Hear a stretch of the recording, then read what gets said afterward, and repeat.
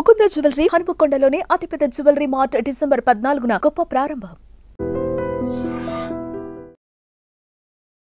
3 నుంచి 24 వరకు నాకు తెలిసి ప్రసాద్ గారు చాలా తక్కువ ఇంటర్వ్యూస్ ఇవ్వడం, తక్కువ ఇంటరాక్షన్ అయింది. రీసెంట్ టైమ్స్ లో ఎక్కువ పబ్లిక్ లోకి రావడం, పర్సనల్ లైఫ్ షేర్ చేసుకోవడం ఎందుకు సడన్ గా? తెలిసి కూడా చాలా మంది మీరు మీ వైఫ్ రావచ్చు కదా ఇంటర్వ్యూ అని అడుగుతారు. తెలిసి ఒక పర్సన్ అడిగితే నాకు చాలా బాధ అనిపించింది. ఓకే గెలుపుతున్నారు నన్ను. ఒక డిప్రెషన్ నుంచి బయటికి రావడం Shiva I made my self. కలవాలి మళ్ళీ ఇదేం ఆలోచన లేదా? పెళ్ళి ప్రతి ఒక్కరికి డ్రీమ్. పిల్లలు, ఫ్యామిలీ, ఇట్లా సొసైటీలో ఎలా ఉండాలి అలాగే స్టార్ట్ చేసాం. అది నా లైఫ్ కుదరలా. ఇంకోసారి డేర్ చేసేంత ఓపిక లేదు. నేను ఇప్పుడు కమెడియన్ గా చూస్తారు కదా ఆడియన్స్. నాకు అసలు ఫస్ట్ నుంచి ఇష్టం లేదు కామెడీ. ఒక వేరే ప్రసాద్ బెహ్రాని ఎప్పుడైనా చూపించుకోవాలి, ఇలా రాస్తే జనాల్లోకి వెళ్తారు అని ఎప్పుడు అనుకోలేదండి? నువ్వు చూసే షార్ట్ ఫిల్మ్ హీరోయిన్స్ బాగా ఫాలో అయింది ఇన్ఫ్లుయెన్స్ చూసి అందరికి ఫేమస్ చేయాలి, అందరూ ప్యాన్ ఇండియా స్టార్స్ అయిపోయి అందరికి క్రోర్తో రెమ్యునరేషన్ కావాలి. నాకు అది నచ్చదు. ప్యాషన్తో యాక్ట్ చేసే వాళ్ళకి కానీ, లేకపోతే ఇలా అనుకోని ఇలా చేసే వాళ్ళకన్నా ఇలా ఇన్ఫ్లుయెన్స్ ఇన్స్టాగ్రామ్లో రీల్ చేసే వాళ్ళకి ఎక్కువ ఉంటుంది. ఏమనిపిస్తుంది? నా మీద చాలా జరిగినాయండి. అలాగే షార్ట్ ఫిల్మ్లో హిట్ అయిపోయి సినిమాలో వచ్చింది.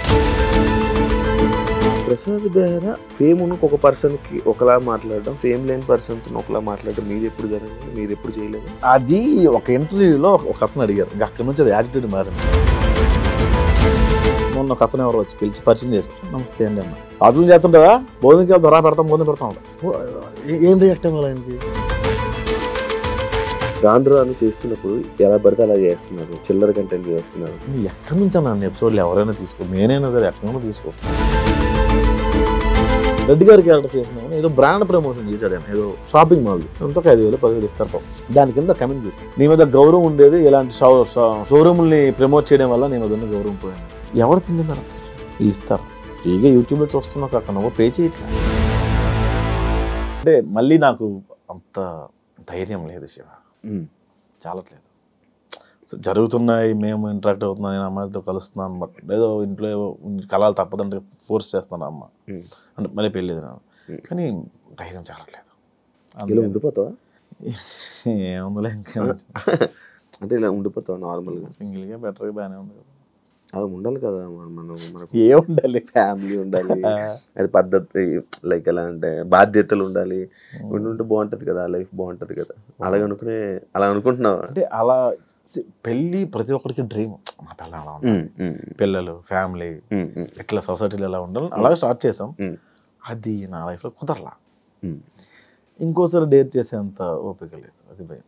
ఇండస్ట్రీలో ఉండడం, ఎక్కువ అమ్మాయిలతో మాట్లాడడం, ఎక్కువ అమ్మాయిలతో క్లోజ్గా అవ్వడం, క్లోజ్గా ఉన్న వీడియోస్ వల్లే ప్రాబ్లం, ఇలాంటి ప్రాబ్లమ్స్ ఏమైనా వస్తాయి? నాకు రావన్నా, నాకు ఆడమగ తేడా ఉండదు. షూట్లో తిట్టేస్తాను అందరం. నేను బేసిక్గా నన్ను అనుమానించారు కూడా అంత త్వరగా. ఈడితే ఏ అమ్మాయి ఉండదు, నోరికి ఏ అమ్మాయి ఉండదు, వాళ్ళే ఫిక్స్ అయిపోతారు. అట్లా అలాగే ఉండకండి, అలాగే ఉంటాను. అది కూడా నిజమే. సో అనుమానించడం త్వరగా. ఓకే. నేను యాక్చువల్లీ ఇందాక ఒక డిస్కషన్ వచ్చింది ప్రసాద్ బెహ్రా, ఇందాక ఒక 2 days నుంచి మాట్లాడుతుంటే ప్రసాద్ బెహ్రాని ఇంటర్వ్యూ చేయాలనుకుంటున్నాను. అవును, ఈ మధ్య బాబో పాప అంట అని అన్నాను. బాబో పాప నాకా? అదేంటి అలా కాదు కదా, బ్రేకప్ అయిందా? లేదే అని అంటే నీ విషయం ఇంకా పూర్తిగా ఎవరికి తెలీదు. నేను డప్పు కొడుతూనే ఉన్నాను ఇంటర్వ్యూలో, నాకు బ్రేకప్ అయిందా అని. నాకు ఐ లవ్ యూ మెసేజ్లు వస్తాయి Shiva. Dot dot dot dot పెట్టి ఐ లవ్ యూ అన్నా, sorry I love you so much అని డాట్ డాట్ డాట్ అన్న కింద అలా స్క్రోల్ చేసుకుంటూ వెళ్తే ఒక్క రిప్లై అన్నా అని వస్తుంది. ఈ ఐ లవ్ యూ చూసిన ఎగ్జైట్ అయ్యే లోపు స్క్రోల్ ఓకే మనకు రాసి పెట్టలేదు. చూస్తా, అన్ని మెసేజ్లు చూస్తా, అన్ని చూస్తా, ఆల్మోస్ట్ ప్రతి మెసేజ్. నాది ఎందుకు చూడలేదు బ్రో? 2003లో పెట్టింది, చూసాను నేను. బాబు అంటే మనకి అల్గారిథం ఉంటుంది, యూట్యూబ్ అల్గారిథం. యాంకర్ శివ అలా చూసి వచ్చేలోపు ఏదో సమ్వేర్ ఏదో అప్పుడు చూసినప్పుడు ఒక ఐరన్ వచ్చింది. అమ్మో వద్దు. తర్వాత యాంకర్ శివ ఇలా ఇంటర్వ్యూ అడిగారని అప్పుడు తమిళలో ఉండే. అవును, తమిళలోనూ తమిళ కాదు అనుకుంటా అప్పుడు. అడిగితే యాంకర్ శివ, అమ్మో యాంకర్ శివ వద్దు సార్. ఓకే, ఇప్పుడు జనాల్లో నలగడం అవసరం. ఆ తర్వాత స్కిప్ అయిపోయింది ఆ మెసేజ్. అప్పుడే కొత్త, అప్పుడే ఫ్రెష్ అనుకుంటా. నేనా? లైక్ బ్రేకప్ 2022 22 దాని తర్వాత వెంటనే నేను 23 స్టార్టింగ్లో పెట్టాను. అక్టోబర్లో పెట్టాను. అక్టోబర్లో స్టార్టింగ్ ఫోన్ చేశా, ట్రై చేశా. ఫోన్ చేశారు నాకు, అది నాకు తెలియదు. బాలమణికంట అని మీ రూమ్ మీ ఫ్రెండ్ అతను నాకు 2 సార్లు అడిగాడు. అయితే కొంచెం భయం వేసింది, ఎందుకు వచ్చాను కదా. అదే అప్పటి నుంచి ప్రయత్నాలు చేస్తే ఇప్పుడు అయ్యింది. ఇప్పుడు కూడా నేనే ఫోన్ చేశాను శివ. ఈ మధ్య ఫుల్ బిజీ ఉండి నువ్వు రెస్పాండ్ అయ్యావు బ్రో. నీకు ఎట్టకారం ఎక్కడి నుంచి వచ్చింది బ్రో? అంతా గోదావరిని చూసి ఇమిటేషనా లేకపోతే ఏంటి అని అడుగుతారు. బేసిక్గా అది గోదావరి అనుకుంటున్నాను, అది శ్రీకాకుళం. బేసిక్గా ఆ స్లాంగ్ ఎక్కడ నేను ఎప్పుడు అంటే 1-2 పాత వీడియోలో చేసాను తప్ప కొత్త వీడియోలో చేయలే. ఎవరో శ్రీకాకుళం వాస్తవ్యులు ఒకరికి మనోభావాలు హర్ట్ అయ్యాయి. ఇతను అన్ని లాంగ్వేజ్లో చేస్తాడు కానీ అదే అన్ని యాక్సెంట్లో చేస్తాడు, శ్రీకాకుళం యాక్సెంట్లో చేయడం అని.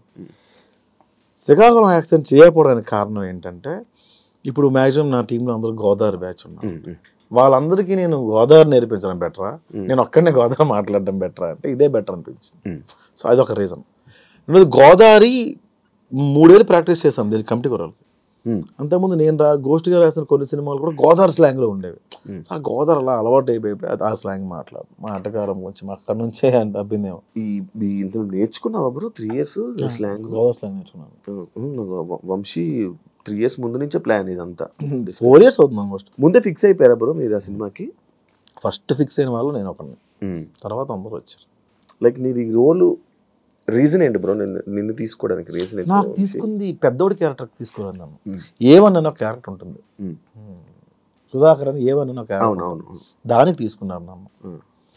దానికి తీసుకున్న తర్వాత దానికి ప్రాక్టీస్ ఏం అవసరం ఉండదు, ఓన్లీ సటైరికల్ డైలాగ్స్ ఉంటే అంత పర్ఫార్మెన్స్ స్కోప్ ఉండదు అని అనుకున్నాను ఫస్ట్.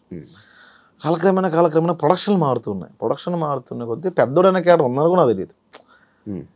అదే కొంచెం అందరికన్నా కొంచెం పెద్దోడిలా ఉన్నాడు కదా, మనోడిని పెద్దోడు పెడదాం, అదొక రీజను. రెండోది మనోడు నువ్వు కమెడియన్ కాదు అంటాడు మా డైరెక్టర్ ఎప్పుడు. ఎందుకు మరి your not comedian, your actor, నాకు యాక్టర్ కావాలని ఆ పెద్దోడి క్యారెక్టర్. తర్వాత ఆ క్యారెక్టర్ కోసం చాలా ఫైట్స్ చేశాడు, చాలా ప్రొడక్షన్లో. నీకే ఇవ్వాలని నాకే మొత్తం 11 మంది కమిటీ కుర్రల కోసం ఫైట్ చేశాడు. ఎవరైనా మా మీద ఎంత డబ్బులు పెడతారు శివ. లాస్ట్లో నిహారిక గారు యాక్సెప్ట్ చేయడం అట్లా జీవితం పెద్ద ప్లస్ పాయింట్ సినిమా. అవి లేకపోతే సినిమా ఎంతవరకు రాదు. అంతేనా? ఎవరన్నా మోస్తారు భుజాలు సినిమా. ఆవిడ మోసింది నిజంగా. ప్రతి ప్రమోషన్కి ఆవిడే తీసుకెళ్ళేది, ప్రతి దగ్గరికి ఆవిడే పట్టుకెళ్ళేది, ప్రతి టూర్ ఆవిడే పట్టుకెళ్ళేది. మాకు భోజనం పెట్టడమే చాలామంది ఎక్కువ అనుకునేవాళ్ళు ప్రొడక్షన్లో. ఇప్పటికి చిల్ నీకు అలా ఉందా? నీకు అది ఉందా? అప్పుడు అనుకునేవాళ్ళు, ఇప్పుడు లేదు. ఇప్పుడు లేదు. ఎప్పుడు లేదు. ఇప్పుడు మంచిగా ఉంది కదా, మంచి ట్రీట్మెంట్ మంచిగా ఉంది. ఇప్పుడు తప్పదు కదా. మరి ఇప్పుడు నువ్వు రైటింగ్ రాస్తుంటావు కదా, డైరెక్షన్ నువ్వు చేస్తుంటావు, ఎవరు నువ్వు ఊహించుకుంటావు? ఏదైనా డైరెక్టర్ని ఊహించుకోవడం కాకపోతే రైటర్ని ఊహించుకోవడం అలా ఏమన్నా మనమే నీ స్టైల్? నేను ఎక్కడ నాకు ఎలా రాయాలన్న ప్యాటర్న్స్ కూడా తెలియదు నాకు అసలుగా. ఇప్పుడు మీరు కమెడియన్ క్యారెక్టర్ రాసిమన్నారు అనుకోండి, మీరుంటే ఏం చేస్తారు? నేను అందుకే అన్నాను, ఆ హీరో కోసం నేను కథ రాయను. నేను కథ రాసి ఆ హీరోని తీసుకుంటా అంటాను నేను జనరల్గా, అంటే నా స్టైల్. అలాగే నేను ఇది పలానా హీరో సినిమా నాకు ఎవరు ఇచ్చినా నేను హీరో ఆ సినిమాలో, కాబట్టి నేను చేస్తే ఏం చేస్తా అనే ఒక పాయింట్ మీద రాస్తుంది అంతే. ఇంక యూట్యూబ్లో ఉండిపోతావా బ్రో? లేదు, సినిమా అవుతుంది. సినిమాలో అవుతుంది. ఇంక యూట్యూబ్ మీద కూడా కాన్సన్ట్రేషన్ పెడుతుంది. యూట్యూబ్ మీద ఫస్ట్ నుంచి కాన్సన్ట్రేట్ చేయలేదు. ఎందుకంటే పెళ్లివారం అండి లక్కీ హిట్, అది 3 సిరీస్లు కూడా మావిడాకు లక్కీ హిట్టే. నేను నేను స్టోరీ రైటర్ కాదు శివ. ఈ కథలో సోల్ ఏంటి, ప్లాట్ ఏంటి, ఎంగేజ్ ఎంతవరకు ఉంది, ఎంత ఎంటర్టైన్మెంట్ చేస్తున్నాం, ఇవంతా నేను చూసుకోను. ఏంటంటే ఒక బరువైన మాట చెప్తున్నాం, ఒక బరువైన డైలాగ్ చెప్తున్నాం, ఒక బరువైన విషయాన్ని చెప్తున్నాం, లేదా మ్యాక్సిమం నవ్విస్తాం లేదు. ఈ 2 పాయింట్లు తప్ప కథ నాకు రాదు. నేను కథ రచయితను కాదు, నేను డైలాగ్ రైటర్ని. మావిడాకులు రాసినప్పుడు కూడా 15 నిమిషాల ఎపిసోడ్లో 13 నిమిషాలు నీకు ఆఫీస్ సీన్స్ కామెడీ ఉంటే 2 నిమిషాల వైఫ్ అండ్ హస్బెండ్ ఉండేది. అంటే మెయిన్ కంటెంట్ 2 నిమిషాలే ఉండేది.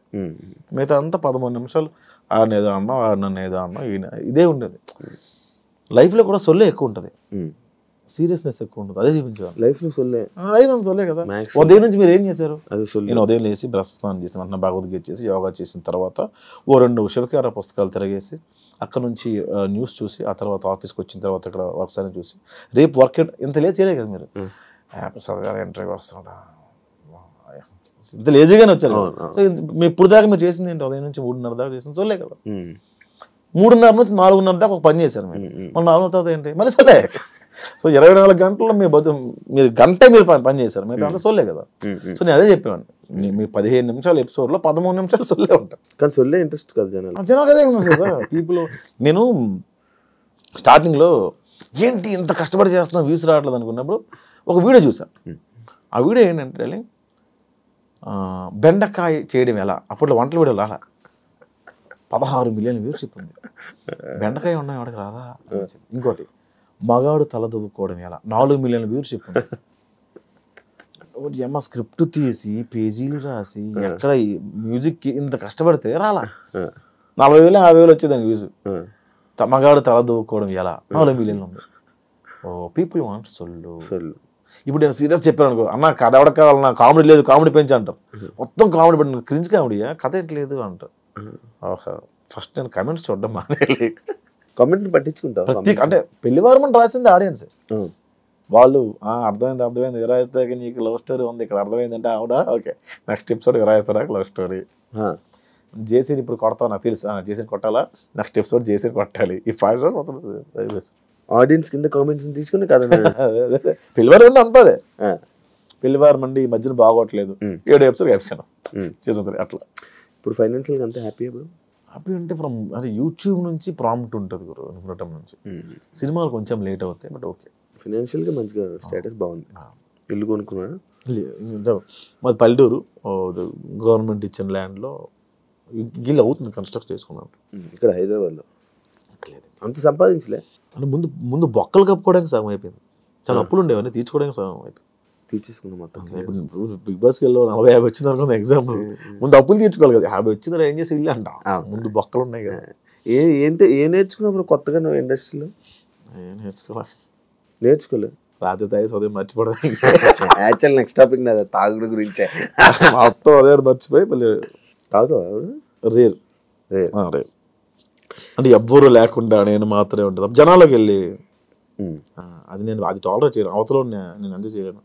నువ్వుగా తాగి నేను 2 పెగలే మా గగనం ఫోన్లు ఇంకా ఆ రోజు మనం మాట్లాడదు బ్రదర్ అసలు మీరు గ్రేట్ పర్సన్ అదే 2 పెగలే ఫస్ట్ వీడు 10 తర్వాత నా ఫోన్ చాలా మంది లిఫ్ట్ చేయరు. అవునా? చాలా మంది చిట్నం ఏమన్నావు మళ్ళీ పొగండా యాడ్ని ఏమన్నదు. అంటే శివ ఆ రోజు ఇంటర్వ్యూలో ఈ పాయింట్స్ మనం హ్యావ్ టు డిస్కస్ అంటే మనం చేయాల్సింది మనం ముందు అనేసాం. It's okay but I got recognition from this interview, so thank you so much your the reason for me. అయిపోయింది. అరే ఏం కాదురా ఓకే మళ్ళీ చేస్తాను. ఇలా ఇంట్రెస్టింగ్ నెంబర్ కాల్. నార్మల్గా ప్రతి ఒక్కరికి అలవాటు ఉంది కదా తాగాక ఫోన్ చేయడం. నేను అందరితో హ్యామీ చేస్తా, ప్రాబ్లం అది. ఎస్డి చడాగరికి ఫోన్ చేస్తా, ప్రసాద్ రేపు మాట్లాడుతా ఉన్నా అదే ఏంటి అమ్మా ఎస్డి సార్కా ఎస్డి సార్కి డాన్ గడికి మా టీంలో అందరికి అప్రిషియేట్ చేయాలంటే 2 పెగలేసి చాలా బాగా చేస్తారు రాస్తా. సార్ నాకు అర్థమైంది సార్ పడుకోండి సార్ ప్లీజ్. నీ క్యారెక్టర్స్లో కూడా తాగిపోతే బాగా కనెక్షన్ జనాలకి, నువ్వు తాగి యాక్ట్ చేసే ఎందుకు బ్రో నువ్వు ఎక్కువ అంటే లైక్ నార్మల్గా ఆ క్యారెక్టర్ ఎందుకు చూపించుకోవాలనుకుంటావు? తాగుడు క్యారెక్టర్ నేను తాగుబోతు క్యారెక్టర్ చేయనే, తాగుడు గురించి డిస్కస్ తాగుడు గురించి చేయను అంతవరకు చేయను. తాగుడు డిస్కషన్ ఉంటుంది. తాగుడు డిస్కషన్ అంటే ఇప్పుడు 170 రూపీస్ 175 రూపీస్ విరాయిస్తే ఇస్తే ఇంకొక 175 రెడ్డి గారు కూడా తాగుతారు. అక్కడ కంపానియన్షిప్ చూపిస్తాను తప్ప మేము తాగిన సీన్స్ చూపించాను తక్కువ. నువ్వు తాగి ఉన్నాయి కొన్ని ఎక్కడో వింధ్యా విహారంలో ఉంటుంది 1-2 సీన్స్ తాగి యాక్ట్ చేసి ఉన్నాయి. ఆడియన్స్ పల్స్ని ఏం పట్టుకుంటారు ఇప్పుడు నార్మల్గా? అన్ని తెలియదు, అన్ని తెలిసి తప్పుడే సక్సెస్ అయ్యేవాడు కదా 30 దాటిన తర్వాత. ఏ ఉపయోగం ఇప్పుడు అంటే ఏం టార్గెట్ చేస్తావని? ఎంతసేపు నమ్మించగలం? ఒక్క కంటెంట్ మీద ఎంతసేపు నమ్మించగలం? అవుట్ ఆఫ్ ది బాక్స్ వెళ్ళకుండా నమ్మించడానికి ప్రయత్నం చేస్తాం. అంటే ఇప్పుడు కొత్త పంచ అలా ఏం రాయను. ఇప్పుడు ఇలా కూర్చున్నాం అనుకో, నీలో ఉన్న లోపాలు నాలో ఉన్న లోపాలు ఒక అనుకొని ఆ లోపాల మీద వేస్తాం. లోపాలు మీన్స్ వాళ్ళ ఇది కాదు. ఇప్పుడు సటైర్గా మాట ఇసిరేస్తా. బాడీ షేమింగ్ చాలా తక్కువ. ఇప్పుడు గుండు ఉంది అనుకో, గుండు మీద వేస్తాను. అది దాని బాడీ ఏమీ లేకుండా కామెడీ ఉండదు శివ, ఏమీ లేకుండా ఎక్కడ లేదు నాకు తెలిసి. జంజాల గారు లాంటి వ్యక్తి కూడా వాటి మీద వేసారు. ఒరే అరగండు కదా అంటారు ఆయన. అదేంటి అవి కూడా అవి లేకుండా ఉండవు. అవి మరీ బాడీ షేమింగ్ అంటే మరీ దారుణమైన షేమింగ్ అవి చేయను. బూత్ తక్కువ, బూత్ అనేది పెట్టను. మంచిది. ఈ మధ్య చాలా ఎక్కువ కామెడీ మీద అంటే నేను కూడా చేశాను బూత్. ఏంటంటే మొన్న ఒక షోకి వెళ్ళాను, తెలిసిన షో పేరు అనవసరం. ఆ షోలో కొంచెం డబల్ మీనింగ్ ఉన్నాయి. నేను పొరపాటు నేను వేయాల్సి వచ్చింది అక్కడ. రిగ్రెట్ ఫీల్ అయ్యి నన్ను ఇంట్లో ఆడవాళ్ళు చూస్తారు కదా అది కొంచెం బాధపడ్డా. ఎవరైనా అడిగారా ఇది పెట్టి ఎందుకు అలా చేసావు, చాలా నీ ఎక్స్పెక్ట్ చేయలేదు నీ నువ్వు దగ్గర కూడా నుంచి ఇది. చిల్లర అయిపోయావా అమ్మా. రాను రాను చేస్తున్నప్పుడు ఎలా పడితే అలా చేస్తున్నారు, చిల్లర కంటెంట్ చేస్తున్నారు అనే పేరు వచ్చేస్తుంది కదా రాను రాను. దానిపైన ఎక్కడి నుంచి నన్ను ఎపిసోడ్లు ఎవరైనా తీసుకో, నేనైనా సరే ఎక్కడి నుండి తీసుకొస్తాను. అది కొంచెం ఇబ్బందిగానే ఉంటుంది. మనం తీసింది ఒక్క దాని మీద 30 ఎపిసోడ్ 100 ఎపిసోడ్లు ఎక్కడ నుండి తీసుకొస్తాం 100 ఎపిసోడ్. ప్రొడక్షన్ ఏంటి, నేను ఒక పెద్ద సీన్ రాశాను అనుకోండి, దానికి ఉన్న బడ్జెట్ ఏంటి. ఈ మధ్య నేను కొన్ని యాప్స్ ప్రమోట్ చేస్తారు మా వాళ్ళు, నేను కాదండి, అది నేను నా కంపెనీ కాదు. అన్నా ఈ యాప్ ప్రమోట్ చేస్తాను దిగజారిపోయావా, నీకు వస్తున్న వ్యూస్ డబ్బులు సరిపోవట్లేదా అని కామెంట్ పెడతారు. ఒక 2 million వ్యూవర్షిప్ వచ్చిందంటే ఒక 1 lakh 1.2 దాకా డబ్బులు వస్తాయి. ఇందులో 15 మంది వర్క్ చేస్తారు గురు. ఇది ఓన్లీ యాక్టర్సే 15 మంది ఉంటారు. లొకేషన్స్, వీళ్ళు day payment, editor, SCO, poster designer, publicity designer, social promoter, అందరికి ఎవరిస్తారు డబ్బులు? 100 crore వెళ్ళాలి మనం. మళ్ళీ మనం బ్రాండ్ చేస్తే డబ్బులు మిగులుతాయి, బ్రాండ్ చేస్తే డబ్బులు మిగలవు. సో బ్రాండ్ అనేది కంపెనీ తెచ్చుకుంటే మన సంబంధం లేదు. సో మనం ఒక మంచి అవుట్ ఆఫ్ ది బాక్స్ వెళ్ళి రాయాలి అంటే దాన్ని డబ్బులు పెట్టేవాళ్ళు కావాలి. యూట్యూబ్లో అంత పెట్టి మనం యూట్యూబ్లో అయితే కొత్త కంటెంట్ చెప్పకూడదు నాకు తెలిసి. నువ్వు ప్రూవ్ చేసుకొని కొత్త కంటెంట్ సినిమాలో చెప్పుకో, కొత్తగా కంటెంట్ ఫ్రెష్. యూట్యూబ్లో వద్దు, యూట్యూబ్కి వద్దు. యూట్యూబ్లో నువ్వు జనాలు ఎంటర్టైన్ చేయాలి, అదే ఆ కంటెంట్ తీసుకెళ్ళి ప్రొడ్యూసర్ చెప్పుకో, అది సినిమా వద్దు. యూట్యూబ్లో ఏమవుద్ది ఏమవుతుంది మనం గొప్పగా చెప్పలేదు. అమాయకత్వం ఏమో మాట్లాడలేము. అమాయకత్వంగా ఫేసు ఎక్స్ప్రెషన్స్తో ఆడియన్స్ని కనెక్ట్ చేయడం, మాటలతో చేతబడి చేయడం అంటే ఇది ఎక్కువ రోజులు ఉండదని నేను బలంగా నమ్ముతాను శివ. ఏది ఎక్కువ రోజులు ఉండదు.